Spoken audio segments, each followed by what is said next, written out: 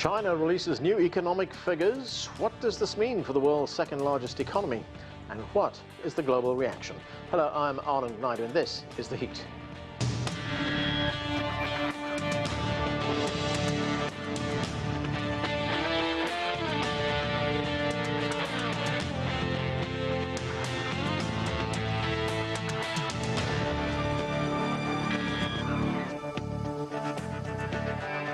China reported new economic data on Friday that is being closely analyzed for its impact not just at home but also on the global economy. China's GDP grew by 2.5% for the first half of 2022, while its economic growth for the second quarter stands at 0.4%. We begin with this report from CGTN's Shanshan in Beijing. China's National Bureau of Statistics says the country's economy in the second quarter was under noticeable downward pressure, with a complicated and a challenging international environment, as well as a resurging COVID-19 pandemic. However, driven by a strong stimulus policies, the second quarter's economy achieved a positive growth, and the first half year's GDP grew by 2.5%. The economic data shows a rise in industrial production and a rebound in the service industries. Consumption has also started to recover, and investment in fixed assets has increased fast. In the first half months of this year, investment in fixed assets rose by 6.1% year-on-year, among which infrastructure investment grew by 7.1%. Manufacturing rose by 10.4%. But the real estate development was down by 5.4%. Foreign trade also grew in first half of this year. The urban unemployment rate started to drop.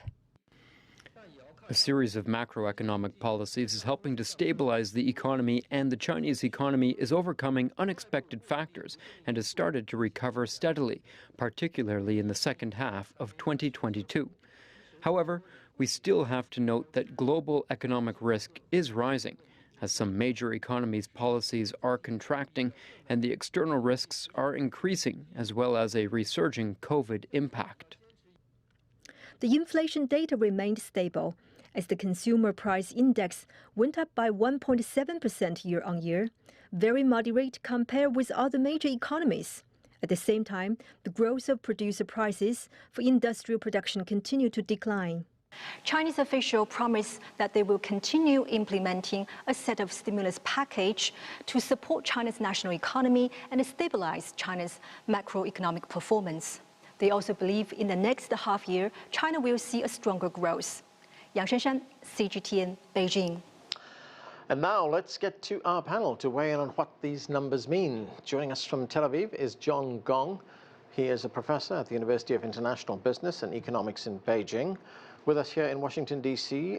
is Jeff Moon. He is president of China Moon Strategies, and he served as Assistant U.S. Trade Representative for China during the Obama administration. Also joining the discussion is Liang. She is Endowed Chair and Professor of Economics at Willamette University and is with us from Brest in France. And from California, we're joined by Patel. He is a Global Business Executive and Senior Fellow with the Drucker School of Management at Claremont Graduate University. Thank you and welcome to all of you. Gong, these GDP numbers, they present something of a mixed bag, don't they? Because we look at the figures for the first 6 months, 2.5% growth. The last 3 months, that's ending June 30th, that's 0.4%. What is your assessment? Well, the government set a target of 5.5% for 2022. And in my view, it's kind of difficult to reach that target by the end of the year. Now, I did a very quick calculation myself. Given 2.5% for the first half of the year, what it means is that for the entire year to reach 5%, the second half has to reach a growth rate of 7.2%. If the second half is 6.3%, the overall whole year growth would be 4.5%. So realistically, I think we're probably talking about a GDP growth for the whole year, maybe somewhere between 4.5 to 5%. Given that the second half we're going to grow like 6-7%. I think these are fairly realistic numbers, provided that the pandemic is not going to come back and haunt us again. So still, I think we are in a very difficult situation right now because I don't see this pandemic is going to just fade away. There are recurrences of different variants in Europe starting to emerge, and I'm pretty sure that this is going to climb ashore in China anytime soon. So, John, what you're saying then is that annual target of 5.5% is a little bit too ambitious. It's not going to be met, realistically. I think to reach that level, you need to have the second half to reach a 8.2% growth rate, which is a tall order in my view. Liang, of course, the numbers reflect the international challenges that China has been facing, along with most other countries around the world. Of course, the response to COVID is one of them. China has also experienced some lockdowns, and we've seen disruptions to supply chains all across the world. Are these numbers what you expected? Good to talk to you again, Anand. So I think what John Gong has said makes a lot of sense. That 0.4% growth, it does show the resilience of China's economy, but yet it shows that the 5.5 annual growth target would be hard to reach. And I think a lot of challenges come from domestic. So we know that now China found the new variant, BA.5, that is flaring up in China's several cities. So that, I think, really bring back that sort of concerns about strict lockdowns, which happened in Shanghai in the past 2 months. And in addition to that, I think the reporter has talked about the real estate sector is in distress. So I think these are the major challenges, I think, facing China in the next 6 months. When it comes to international environment, I think it's a mixed blessing, right? We see that the exports have been really strong, and it grew by about 18% last month in June. So it does show that China is very competitive in utilizing external demand and export. But then at the same time, yes, that global demand shock is likely to make this sort of trade performance probably less likely to last. But that said, again, China's price competitiveness is still very important when it comes to the global inflationary pressure. So, Liang, you were talking about how COVID would impact the country's growth in the months ahead. But how did COVID factor into the numbers that we are seeing now in the past 6 months? Right. So when you look at the COVID impacts, we mostly see the service sector that has actually contracted. So I think the most important factor here is, when you have COVID and lockdown, the service sector is going to take a hard hit. And that means job destruction, right? Because service sector provides a lot of jobs. When you look at China's youth unemployment rate, now stood at 19.3%. So I think that it's a very significant, negative impact on China's growth going forward. Jeff Moon, China says that it achieved modest growth despite what it calls downward pressure. But as I said at the beginning, it depends on how one looks at this. It depends on who is looking at this. The narrative here in the United States is that the Chinese economy is slowing. What do you read into these numbers? I think there's no question but that the economy is slowing. We have known for a long time that for structural reasons, growth was going to be declining. The population is aging, wages and other costs are rising. So that was structural pressure that had been there before the pandemic. But what strikes me the most sitting here in Washington is that there are economic problems all around the world. But the situation in China is due to factors that are unique to China. Zero COVID is a policy unique to China. The real estate business model in China is unique. And that's causing distress, as we talked about.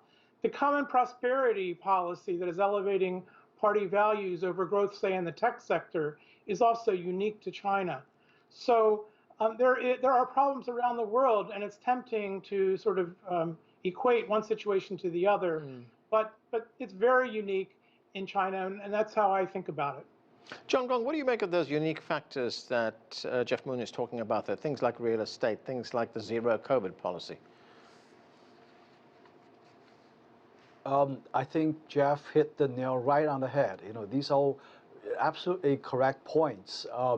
We do have a serious real estate problem that has been accumulating for quite some time, and I have my fair share of reservation about the pandemic policy.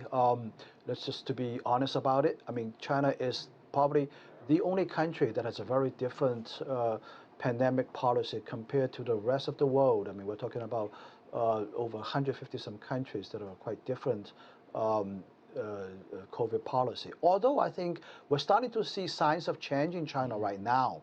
I don't know if you noticed that there are several appearances of the top leaders in China appearing in public places without wearing a mask. That's quite significant development in my view. I think the COVID policy needs to have a re-evaluation, based on science, based on medical records, evidence, and we to make some hard decisions in the context of this trade-off between public policy, public safety, public health safety versus the economic development. So I think I think these pretty much the issues are the leadership is looking into this right now, and I do expect to see some slight changes about this policy. Ryan Patel, China is of course the second largest economy in the world. It is a major trading partner for dozens of countries around the world. How important are these numbers for the globe, for the global economic growth? Well, it's important, but from my opinion, I mean, the numbers could have been worse. I mean, you've got the busiest port in the world in Shanghai being closed, and you're seeing the numbers actually dictate that. So for me, the numbers weren't really shocking. What is the shock? I mean, well, what I think we're so used to from China is double-digit growth, but I think the second half of the year is going to be moderate recovery. And because of that, I think the interconnectedness of supply chain, and we saw the manufacturing numbers being really high, the rest of the world can now come into and work with China and help those numbers with that moderate recovery. I use the word moderate because it's going to be really hard to have that aggressive recovery numbers to match what China wants to do for the rest of the year in GDP. But I think that interconnectedness and being able to help solve some of the supply chain issues will help the pricing pressure for many of these countries as well. So moderate recovery, Ryan, but nowhere near the numbers that China was talking about for annual growth of 5.5%. I mean, that's so hard. I mean, you're putting a lot of pressure on top of things that are internally, as you just mentioned and the panelists just mentioned. You've got some issues with property investment. You've got to still spend more money in infrastructure. And let me point out, retail sales were high, but consumer spending is another thing in China that you have to watch when people are trying to save some money. They see what's going on in the economy. You've got to help stimulate that as well to get money back in domestically. So I don't want to say China's out of it just yet. Those are these all variables that all have to hit to be able to have a fire, a forced work cylinder working for the economy to hit their growth. Liang, China's inflation rate is relatively stable, especially when we look at the inflation rate in other economies. For instance, we look here in the United States, 9.1%. That's a 40-year high. How significant is that for China? Well, I think it's very significant. I think by the conventional economic thinking, this low inflation rate means there's more policy space for the policymakers. And I think also for the low inflation rate, it does in some ways help to boost consumer spending if things are not as expensive.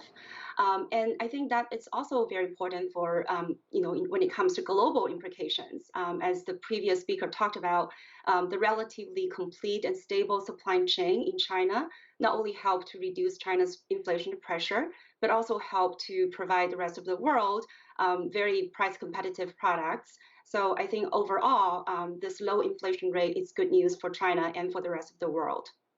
John Gong, when we look at the numbers and see that manufacturing numbers were up, manufacturing output actually rose, and we also look at the increase in infrastructure investment, what does that tell us about what's ahead?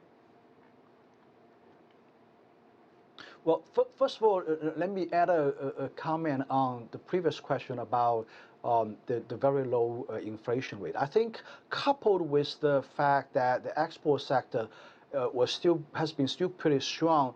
That affords the government a lot of leeway in terms of monetary policy. The dollar is appreciating. The United States government is raising interest rates. It actually puts a lot of pressure on China when it comes to implementing some more aggressive monetary policy. But thankfully, the strong performance of the export sector, coupled with the relatively very good performance on the inflation side, it affords a lot of policy space for maneuvering. So that's a thing I want to mention. Now, in terms of the manufacturing sector, I think, and also the infrastructure side, I think, the numbers are really encouraging. I would say, especially related to the automobile sector. The automobile sector, the report from the Statistics Bureau specifically mentioned that sector that's been growing 16% last quarter, and that's a very, very strong recovery. And I think also it has a lot to do with the sector's export prospect, especially in the alternative energy vehicles, the electric cars. And I'm starting to see more and more these electric cars in Israel right now, actually. Right. And the numbers, the export numbers of these cars are also doing very well in European countries. So that's a very good sign. Now, the infrastructure side, I think we still haven't really got the real impact of the stimulus package in the infrastructure side percolating down yet. Very much due to the lockdown policies, the impact on the service sectors. They're supposed to be, the stimulus package and infrastructure should be felt by the service sector, but unfortunately, because of the pandemic control, it hasn't benefited a lot of people in the service sector yet. So I think with the society being more opening up, these lockdowns are gradually being phased out, I think the infrastructure expenditure should start to benefit the service sector as well. I mean, the 19.4 or 19.2 unemployment rate among the youth, this is a pretty scary number in my view. I mean, in China, we have never seen something like this, primarily because of the job losses in the service sectors. Right. And that's got to be changing. And I think these government expenditure programs would start to benefit people in the service sector sooner or later.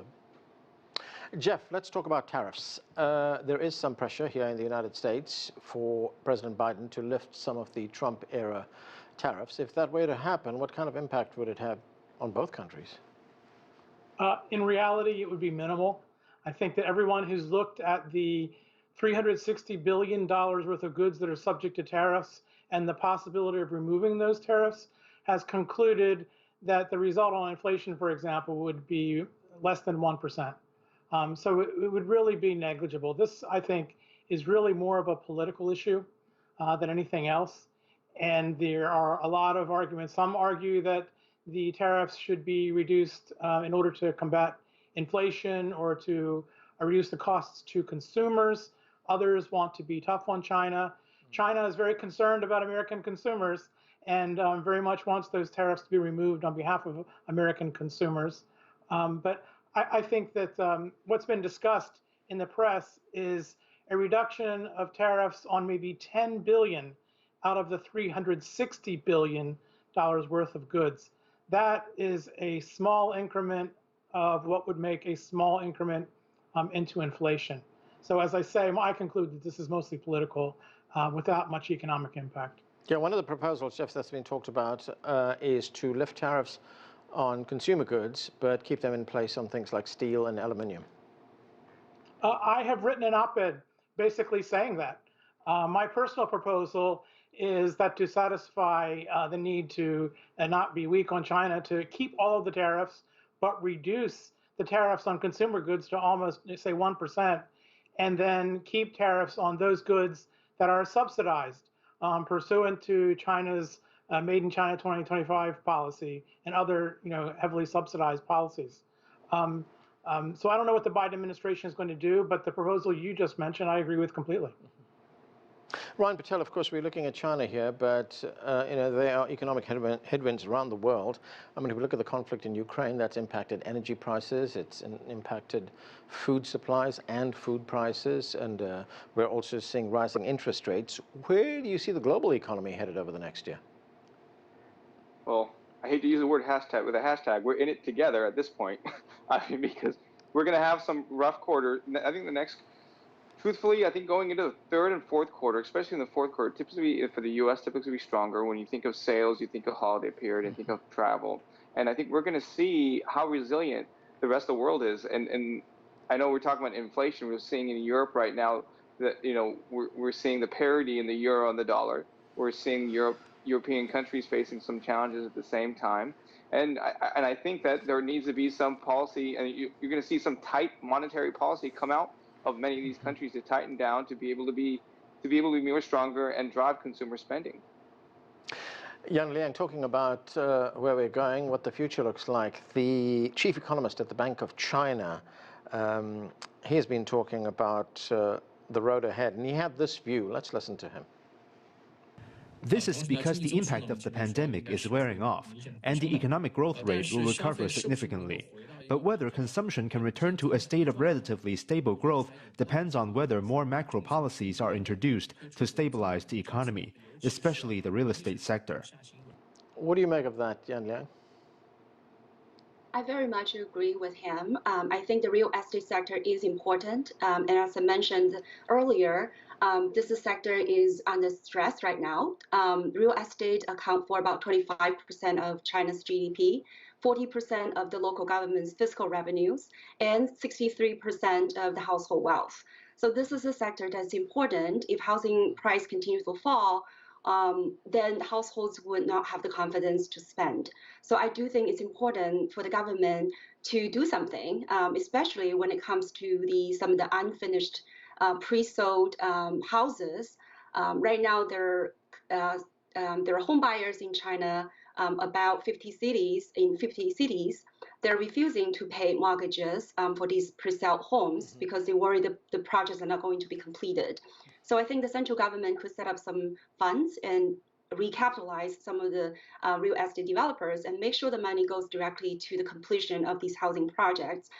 This would stabilize the housing prices, but more importantly, I think really help to reduce that social unrest and help people to regain the confidence in the housing market. I also just want to add one more quick comment on the previous question about the tariffs that the U.S. imposed on China. I do think if the argument is you only lift the tariffs on about $10 billion of consumer goods, that it's not going to be helpful for inflation. But if we do remove these trade war tariffs, according to the Peterson Institute of International Economics, this reduced 0.3 percentage points of the inflation rate. It's not significant, but it's not negligible. So I think, the point is that it's not just about the direct consumer goods that the U.S. people buy from China, but these intermediate goods would help to reduce the domestic products prices as well. So it's not just for political. I think it does bring economic benefits. John Gong, what are your thoughts on the possible lifting of tariffs? And I mean, let's be realistic here. It's not going to happen in the next few months. This is an election year. Well, I think if we're talking about $10 billion of goods tariffs will be removed, I think that's just a joke. It's just a drop in a bucket. I think from China's perspective, from the government's perspective, I think the view is that if they remove the tariffs, that would be great. If they don't remove the tariffs, what's the big deal here? We have this tax incidence concept in economics. When the demand side is kind of relatively inelastic, it's the demand side that's actually paying for these taxes. In this case, clearly, I think the American consumers' demand for products from China are quite inelastic. I mean, with these high tariffs, look at the exports numbers from China in 2021 compared to 2020. Look at the export number in the first 6 months of this year compared to the same period last year. It's always been increasing. So, it's the American consumers are paying for this. If they want to pay for it, I mean, that's okay. So I think from, our perspective, remove tariffs would be good, would be nice. But if not, so be it. It's the American consumers are paying for it. Ryan Patel, what are your thoughts on that? Those tariff proposals that we were talking about and that Jeff wrote about, I mean, they come out of this 4-year review of the Section 301 tariffs which were placed on consumer goods. Where do you think that's going to go? Well, first off, John, I don't want to pay for any extra things I don't have to. So that's one. But yeah, I mean, I think this has become a political thing. I mean, Anand, you mentioned, you hit it up right top of the head. It's going to be a conversation into going to election time. Is it going to really touch? No, I don't think so. I think it's going to be one of those things. It's a power move. And if the U.S. economy was really in that dire need, even if they would need every penny, they would then go to this, but they don't. And so that's why it's not an option right now. But both countries, and I said this to you before in the past, they need each other at this point. So number one and number two economy, if you want to recover quickly and faster, more business needs to be done. And I think they're going to have to try to figure out a different way. Jeff, we're also hearing concerns about global stagflation. How will that impact a global recovery? Well, it all depends. I mean, the situation is so different in the different countries. I mean, for example, here in the United States, a lot of people are calling for a recession, and yet we have full employment, which is something that I don't think we've ever had before. When we had stagflation before, there was also massive unemployment. So we are in so many ways in uncharted territory that it is really hard to predict. The pandemic hit us very suddenly and very suddenly changed the game completely in unpredictable ways. And I don't think we're out of it yet. I am really worried about COVID in China. BA.5 is in many, many cities in China right now, and I'm afraid of what's going to happen. And I'm not just afraid for China, I'm afraid for the global economy. Right. We got a taste of what problems in China can bring for the global economy, and that would happen also into the future.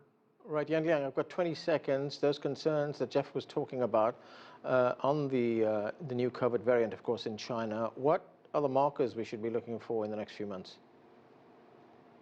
Right. I do think that, as Gong talked about earlier, I think the Chinese government, the policymakers remain very vigilant, and they're using their physical muscles to help to promote the economy. So I do think that it is in the capacity of the Chinese government to try to strike flexible COVID policies and to balance that with the economic recovery.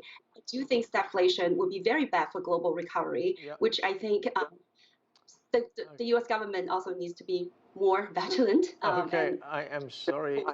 We are going to have to go. Time has caught up with us. Thanks to all of you for being with us. That's it for this edition of The Heat. Thanks for watching.